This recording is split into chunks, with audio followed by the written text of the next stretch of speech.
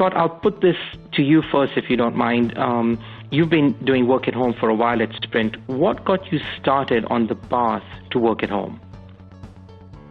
Yeah, so I came from a consulting and managing field deployment background, so it was pretty natural. And, you know, one of the necessities that we have in this business is every once in a while you have to close down a site. And, you know, one of the trends we typically see is as the site closes, your performance goes dramatically up.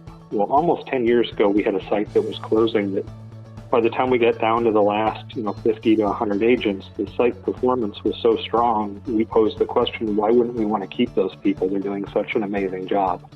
So we converted the remainder of that site to work from home and kept it in the operation. And like I said, almost 10 years later, many of those people are still with us because the attrition is so low once you go to work from home. So this was a business imperative that drove it. How long ago did you say, Scott? It was almost 10 years ago. So you've been one of the early starters on work at home. And Peter, from an industry perspective, it's probably unusual to have a company that's done this for that long. Where do you see the work at home landscape globally?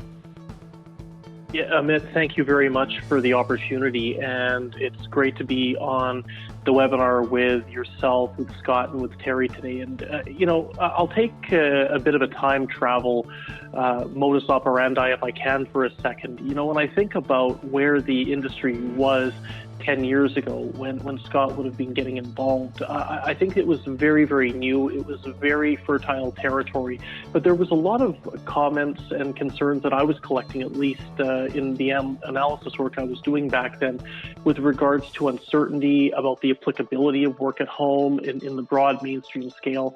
And I think that significantly times have changed, and obviously circumstances have changed them as well.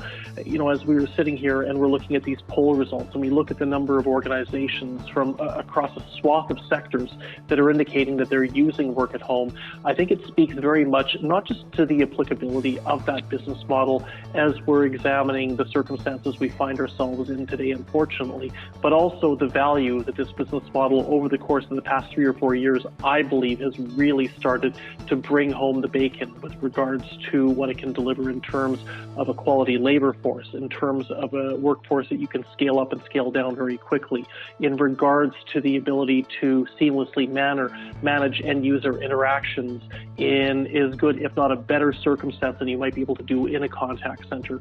There's so much dynamism around this business model that we've been witnessing as new companies, as new industries take it up. As far as I'm concerned, for work at home, the sky really is the limit. And as we're talking over the course of this webinar today, I think we're going to get into some reasons later on about why circumstances are dictating that, especially now. But definitely the business model has grown in its applicability and in terms of its more mainstream element, as far as I'm concerned, really over the course of the last couple of years. If I could just jump in on that too. Yeah.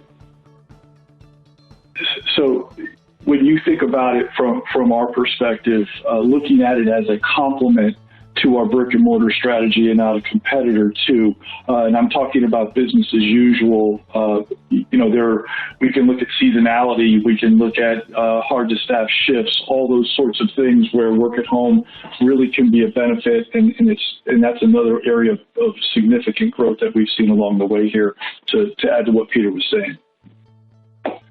So to that point, Scott, I'll put this to you.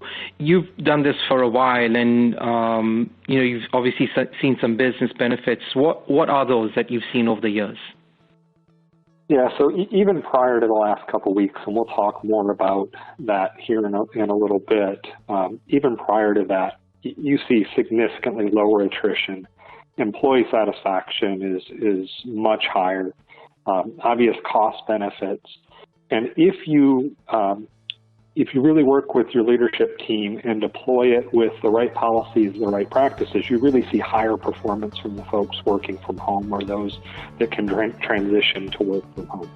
So really nice benefits that we've seen, but you do have to execute it with the real mindset of that performance.